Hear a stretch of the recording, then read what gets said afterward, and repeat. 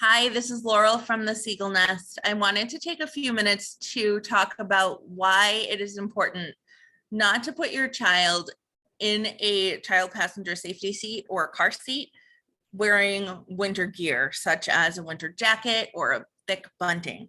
And the reason is because when you are in a crash, your coat is going to compress. So you can put your child in and assume that they're in properly, and they're tight and the webbing is tight, and then you get in a crash and it compresses and your child flies out. And the reasoning is, like I said, it's going to compress at the impact of a crash.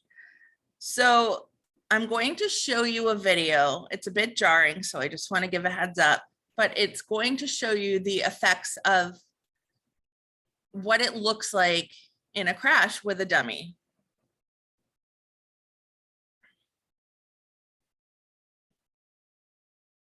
And here we go. Well, here's a big mistake that parents make in the winter. Put your child in the car seat with the winter jacket still on your boy or girl. Do you think you're strapping them in and keeping them safe? NBC's Jeff Rawson has the new crash test video that proves otherwise. This child dummy just went flying out of her car seat. Watch this one. The little body violently tossed forward. She was strapped in. All looked good. So what went wrong? Here with Sue Oriema from Kids and Cars, and this is my 3-year-old son, Blake, and you say I'm making a mistake a lot of parents make and how I put Blake in the car seat. I think you are. Show me what you do. Snap, snap, and this feels snug to me. It looks like it's tight, but it's actually loose. Let's take him out and take the jacket off. So I do it. Take Blake out, remove that puppy coat, and put him back in. Snap. Wow. And look how loose the straps are now. This is unreal. Isn't it? It's actually dangerous. To show you what can happen, we're at this official crash test lab here in Michigan. Climb up here for a moment. We have, as you can see, this child dummy in a winter jacket strapped into a car seat. And to me, these straps feel pretty tight. We're going to simulate a crash down this track at about 30 miles per hour. Let's get it going. 3, 2, look right over here. 1.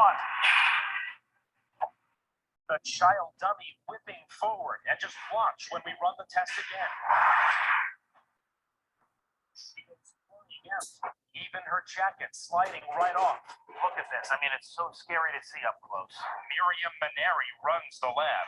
What should you do? We want to see a nice tight fit of the harness to the child's body. You should not be able to pinch any webbing up the shoulder, and this harness clip should be at armpit level. Armpit level. That's an interesting tip. Yeah. And no puppy winter jacket in the car seat. That's right.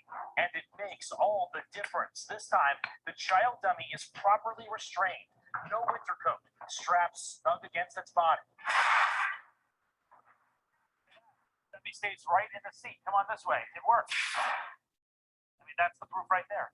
And if you're worried about your child being cold in the car, here's the best advice. So instead of putting the coat on him, now you can put the coat over him to keep him warm, or you can use a blanket like this. Does this work, buddy? Blankie?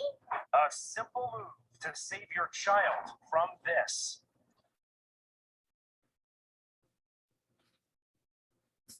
So, like I said, that video is a bit jarring, but it shows the reality of a winter jacket during a crash. So, in addition to putting the jacket over your child or blanket, there are some jackets that are safe for car seats. I don't know names specifically off the top of my head, but I can definitely do some research for you if you're interested. But they zip underneath the car seat straps, and then there's a part that goes over the straps as well. And they're not very thick. They're called like the car seat coat or something. They're not very thick, and they're definitely safe if you're in a climate where your child absolutely needs a coat. Excuse me. I live in Massachusetts. It gets really cold here in the winter time. And I have been taking care of children in some capacity for 26 years. I've been driving children professionally as a nanny and in different jobs for about 18 years. And I switch off. Sometimes I will take children out wearing a fleece. Sometimes I will take them out wearing my specific preference, which is a thin puffy coat. The brand I really like is Patagonia, but they're also very expensive and not feasible for everybody. But I believe that Primary makes one, Gap makes one, Old Navy might make one. There are different puffer jackets at different price points on the market. So you just have to look. The only mistake you need to look for is that it's not too thick. And the way to check if your child's jacket or bunting is too thick is called the car seat test.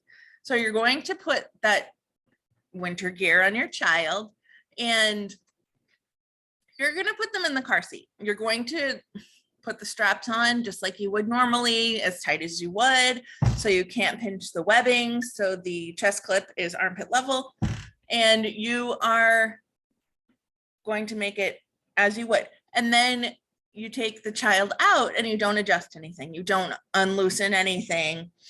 And then you put the child in with just their regular clothes on.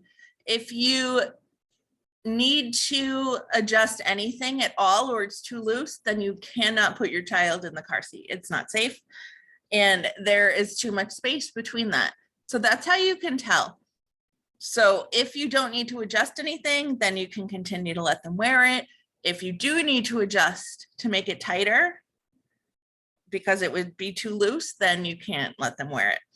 I often see a lot of new parents putting children, babies specifically, in buntings because buntings are full body, they're warm, but they're often very thick. And because of that, you're just setting your child up for a dangerous situation if you do get in a crash. So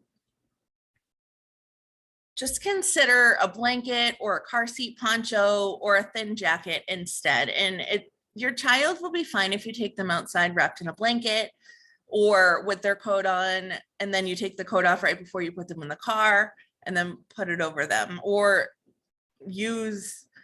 preheat your car. There are so many different options. And if you need help troubleshooting or brainstorming, please reach out to me. I'm happy to help. I'm happy to talk you through anything you need to talk about as far as this stuff, excuse me.